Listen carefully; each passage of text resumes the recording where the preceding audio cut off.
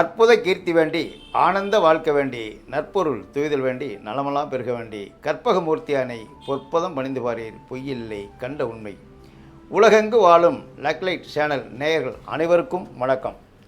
இப்பொழுது இந்த பதிவில் திருமணத்தடை எதனால் ஏற்படுகிறது, குறிப்பாக ராகு தோஷத்தால் இந்த திருமணத்தடை ஏற்படுகிறது என்பது மக்களுக்கு இருக்கக்கூடிய முக்கியமான ஒரு அது கருத்தாகவும் இருக்குது. அது பரவலாக இன்றைக்கி கிட்டத்தட்ட ஒரு 20 வருஷமாகவே இந்த ராகு எது தோசை இருக்கா இல்லையா, இருந்தால் அதே மாதிரி ஜாதகத்தை சேர்க்கணும் அப்படின்னு சொல்கிறாங்கிறது எல்லார் மனதிலையும். அது பேரண்ட்ஸ் ஆண் பெண் யாரும் கல்யாண வயதில் இருக்காங்களோ அந்த மாதிரி வயதில் இருக்கக்கூடிய பிள்ளைகளுடைய பேரண்ட்ஸுக்கு இந்த கருத்து அனைவருக்குமே இருக்குது. அப்போ அதனுடைய விளக்கத்தை நம்ம நேயர்கள் இது தெளிவாக கொடுக்கணும் அப்படின்னு சொல்லி கேட்டிருந்தனுடைய அடிப்படையில் இப்போ நாம் ஒரு ஜாதகத்தில் ராகு தோஷம் எந்த இடத்துல அந்த ராகு இருந்தால் அது தோஷம்னு கணக்கீடு செய்யப்படுது அப்படிங்கிறது தான் இந்த விளக்கம். இப்போ குறிப்பாக உங்களுக்கு எந்த லக்கணம் இருக்கலாம், 12 ராசி இருக்குது. 12 ராசியில் அனைவரும் ஒரே லக்கணம் ராசியில் பிறக்க போகிறதில்ல. ஒவ்வொருத்தருக்கும் ஒரு விதமான லக்கணம் இருக்கும், மேசத்துலேருந்து மீனம் வரைக்கும். அப்போ உங்கள் லக்கணத்திலே ராகு 7ல் கேது இருந்தால் அது ராகு கேது தோஷம். லக்கணத்துலேருந்து 2ஆம் இடம் அந்த ராகு இருந்தால் அது 8ஆம் இடத்துல கேது இருக்கும். இல்லை 2ஆம் இடத்துல கேது இருந்தால் 8ஆம் இடத்துல ராகு இருக்கும். எந்த கிரகம் உங்கள் லக்கணத்தில் இருக்குதோ, ராகு லக்கணத்தில் இருந்தால் 7ஆம் இடத்துல கேது இருக்கும். லக்கணத்தில் கேது இருந்தால் 7ஆம் இடத்துல ராகு இருக்கும். 2ஆம் இடத்துல கேது இருந்தால் 8ஆம் இடத்துல ராகு இருக்கும். 2ஆம் இடத்துல ராகு இருந்தால் 8ஆம் இடத்துல கேது இருக்கும். அப்போ அது 180 டிகிரியில் நிற்கிறதுனால இது எல்லாத்துக்கும் தெரிஞ்ச விஷயந்தான். இருந்தாலும் தெரியாதவர்கள் எவ்வளோ பேர் இருக்காங்க. இந்த கிரகம் மட்டும் அந்த 180 பாகையில் அந்த கடிகாரம் அப்படியே ஒரே மாதிரியாக போய்கிட்டுருக்கோம் அப்படிங்கிறது தான். 2ஆம் இடம் 3ஆம் இடத்துலாம் இருக்காது. இந்த 2 கிரகமும் நேர 7ஆம் இடத்துலையே அப்படியே வந்துக்கிட்டே இருக்கும். அப்போது இதுக்கு பேர் தான் ராகு தோஷங்கிறது. லக்கணத்துலேயும் 7ஆம் இடத்துலையும் 2ஆம் இடத்துலையும் 8ஆம் இடத்துலையும் இருந்தால் இது குறைஞ்சபட்சம் ஒரு 75% இந்த தோஷத்தை கொடுக்குது அப்படின்னு சொல்லி ஜாஸ்திரதையாக சொல்லப்படுது. அடுத்து 5ஆம் இடத்துல இதே ராகு கேது இருந்தாலும் கண்டிப்பாக ஒரு 40% அது ராகு தோஷம்தான். 9ஆம் இடத்துல இருந்தாலும் அதுதான். 5, 9 இருந்தாலும் தோஷம்தான். ஒரு சில ஜோதிடர்கள் பாருங்கள், இந்த 2 லக்கணத்துலேயும் 2ஆம் இடத்துல இருந்தால் அது தோஷம் அப்படின்னு சொல்கிறாங்க. லக்கணத்தில் 7ஆம் இடத்துல 2ஆம் இடத்துல 8ஆம் இடத்துல இருந்தால் மட்டும்தான் தோஷம், ராகு தோஷம்னு சொல்கிறாங்க. அப்படி கிடையாது. 9ஆம் இடத்துலையும் இருந்தாலும் 5ஆம் இடத்துல இருந்தாலும் அது ஒரு 50% அது வேலையத்தையும் செய்யுது. நீங்கள் பாருங்கள், 5ஆம் இடத்துல ராகு இருந்தாலும் கூட அந்த ஜாதகருக்கு புத்திர பாக்கியத்தில் கொஞ்சம் பிரச்சனைகள், தடை தாமதங்கள் இருக்குது. சுபக்கிரகங்கள் பார்வை இருந்தால் தான் அவர்களுக்கு அந்த புத்திர பாக்கியம் அதை கூட கொஞ்சம் லேட்டாக தடையாகி அப்புறம் பிறக்கும், கரைச்சிதவாகி பிறக்கும். அப்போ அங்கே தோஷம் தானே 5ஆம் இடத்துல இருந்தால். அந்த மாதிரி 5ஆம் இடத்துக்கும் அதை எடுத்துக்கணும், 9ஆம் இடத்தையும் எடுத்துக்கணும். அப்போ இந்த மாதிரி அந்த ராகு அதுக்குள்ள ஒரு தோஷ நிலை கணக்கீடு செய்யப்பட்டிருக்கு. இது இல்லாமல் ராசிக்கும் பார்க்கணும். ராசிக்கு ஒரு 50% வச்சுக்கலாம். ராசிங்கிறது சந்திரன். உங்கள் ஜாதகத்தில் இப்போ ராசி நட்சத்திரம் எதுன்னு கேட்குறாங்க இல்லையா, சந்திரன் இருக்கிறதா ராசி. அப்போ ராசியில் இப்போ கடக ராசியில் சந்திரன் இருக்குது, அது உங்களுக்கு ராசி. கடகராசிக்காரங்களுக்கு கடகத்திலே இது இருந்தாக்க ராகு, அது 7ஆம் இடத்துல மகரத்தில் கேது இருக்கும், அது தோஷம்தான். அதே ராசிக்கு 2ஆம் இடம் சிம்மத்தில் இருக்குது, 8ஆம் இடம் ராசிக்கு 8ஆம் இடம் கும்பத்தில் கேது இருக்கும்.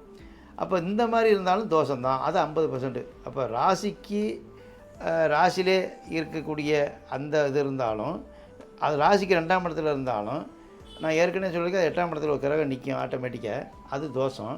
லக்கணத்துக்கு பிரகாரம் இருந்தாக்க லக்கணத்துலேயும் 2ஆம் இடத்துலையும் அது 75% தோஷம்.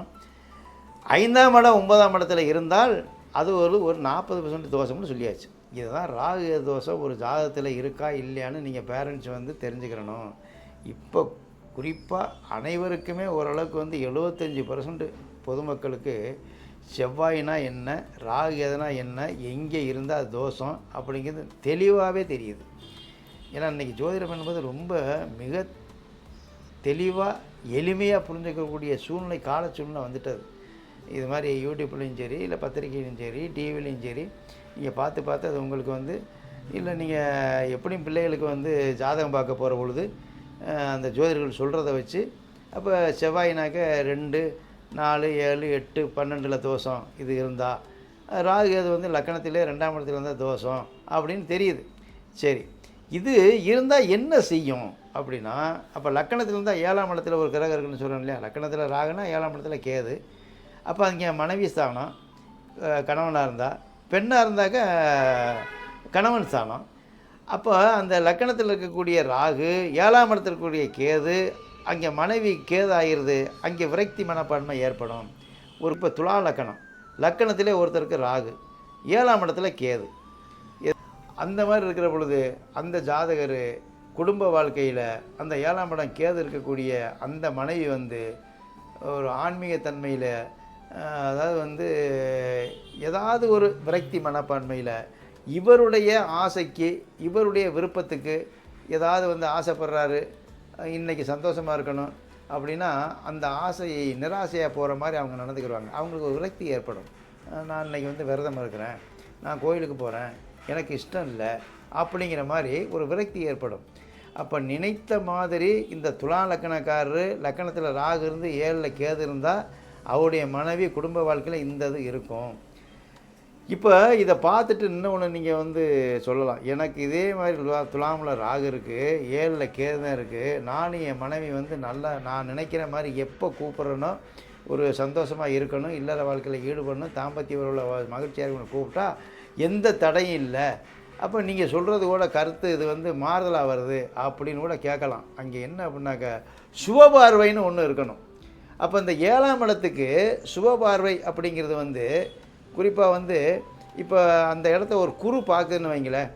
அப்போ குரு பார்வை இருந்தால், குரு பார்வை வந்து எதுக்கெல்லாம் இருக்கும், அதாவது வந்து தனுசில் இருந்து 5ஆம் பார்வை அங்கே மேசத்தை பார்க்கும் இல்லையா, பார்க்கும். அதே மாதிரி சிம்மத்தில் இருக்குது, சிம்மத்தில் இருந்தால் 9ஆம் பார்வை மேசத்தை பார்க்கும். அந்த கேதுவை பார்க்குற பொழுது அந்த விருப்பத்துக்கு ஒத்துக்கிறாத மனைவியாக இருந்தாலும் சொல்லுவாங்க, எனக்கு இன்றைக்கி இஷ்டம் இல்லை, நான் நீங்கள் கூப்பிட்றதுக்கு வர முடியாது, உடன்பட முடியும்னு சொன்னாலும் மறு நிமிஷமே அப்புறம் அதை தளர்த்திட்டு உங்கள் எண்ணத்துக்கு விருப்பத்துக்கு தகுந்த மாதிரி உடன்பட்டுருவாங்க. இது எதுக்கு இதை சொல்கிறேன்னா, இந்த 7ஆம் இடத்துல கேது இருந்தால் கணவன் ஜாதகமாக இருந்தால் மனைவி எப்படி நடந்துக்கிறாங்க, அதே மாதிரி மனைவியினுடைய ஜாதகத்தில் 7ஆம் இடத்துல கேது இருந்தாக்க அவர் கணவன் வந்து அப்படித்தான் அந்த மாதிரி தான் இருப்பார்.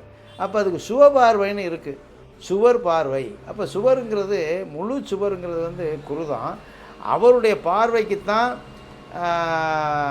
100% வந்து அந்த பார்வைக்கான பலன் இருக்குது, நற்பலன். அப்போ அந்த மாதிரி பார்வை இருந்தால் குரு பார்வை அது விதிவிலக்கு உண்டு. அது இதுக்கு மட்டும் கிடையாது, எந்த ஒரு கிரகத்துக்குமே வந்து திசை புத்தி நடத்தக்கூடிய கிரகத்துக்கு வந்து கெட்ட கிரகமாக இருந்தாலும் அந்த சுவர் பார்வைன்னு இருந்தால் அந்த கெட்ட கிரகமே கெட்டதை செய்யணுங்கிறது விதி இருக்குது. ஆனால் முழுமையான கெட்டதை செய்ய முடியாது, கெட்டதை செஞ்சு அதில் நல்லதும் நடக்கும் 50% அப்படிங்கிற மாதிரி அந்த குரு பார்வைக்கு ஒரு விதி இருக்குது.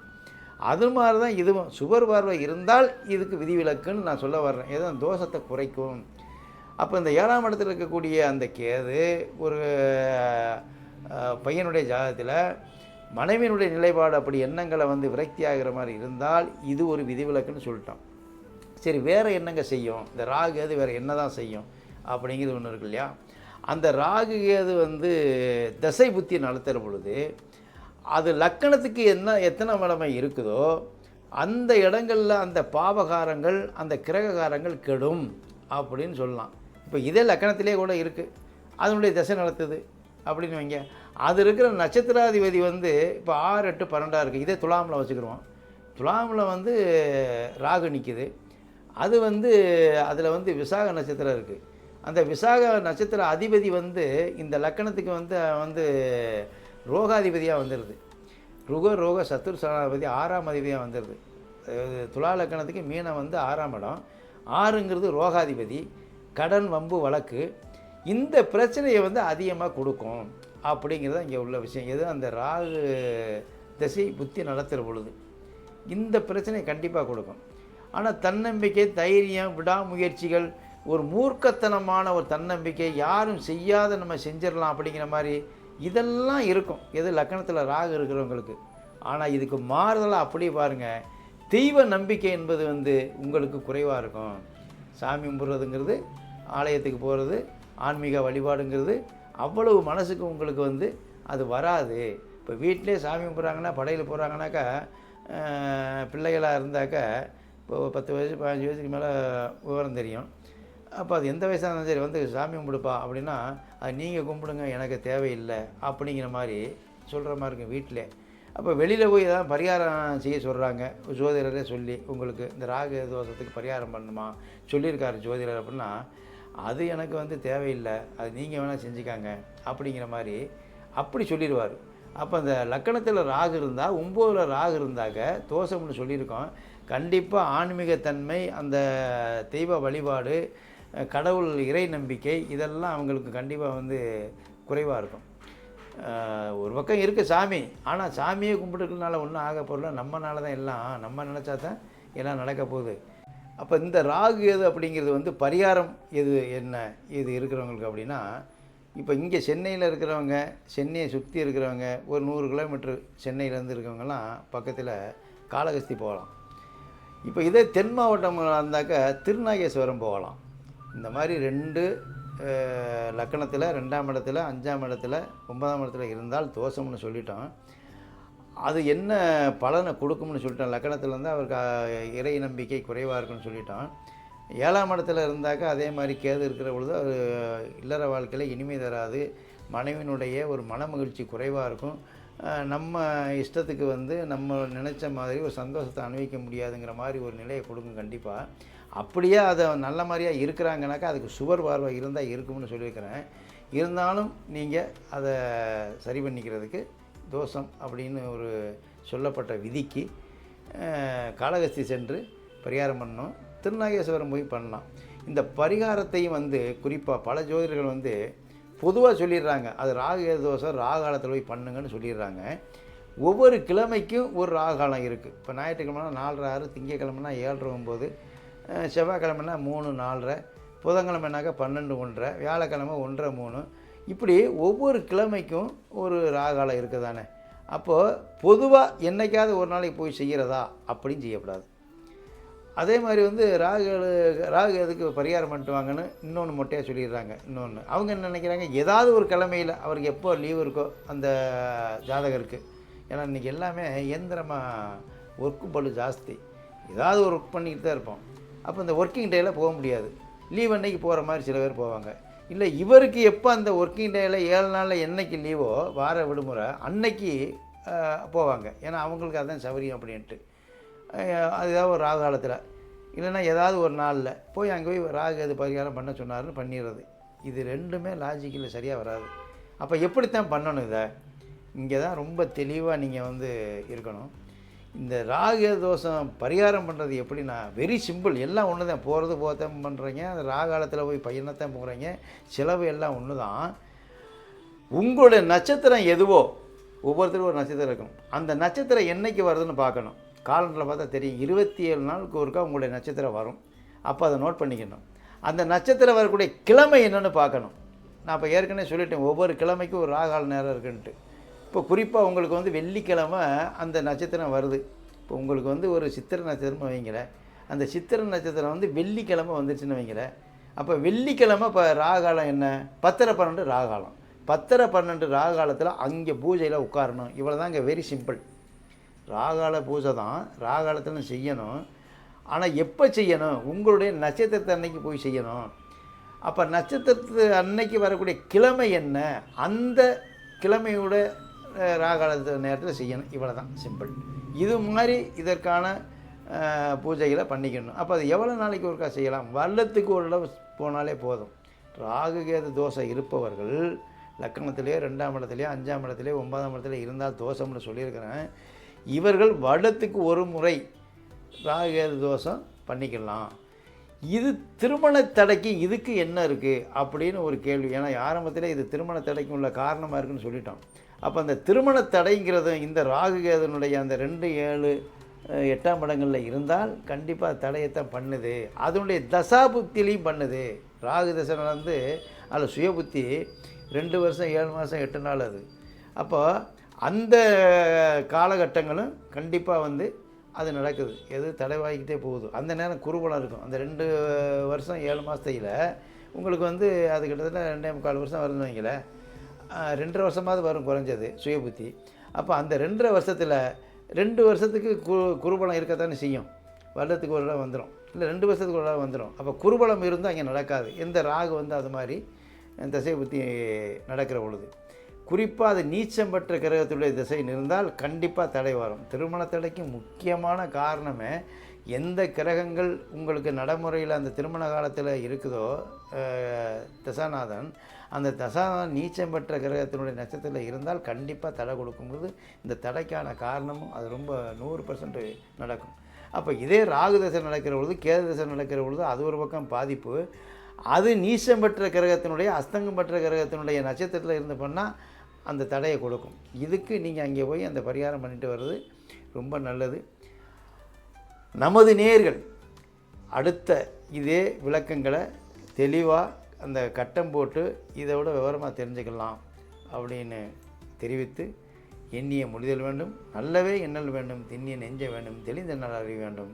அதற்கு ஏறானை காவிலுரை எண்ணானை கண்டளித்த போரானை கண்டதனை போற்றினால் வாராத புக்தி வரும், பக்தி வரும், புத்திர சம்பத்து வரும், சக்தி வரும், சித்தி வரும், வெற்றி வரும் தானே என்று சொல்லி வாழ்க வளமுடன். நன்றி, வணக்கம்.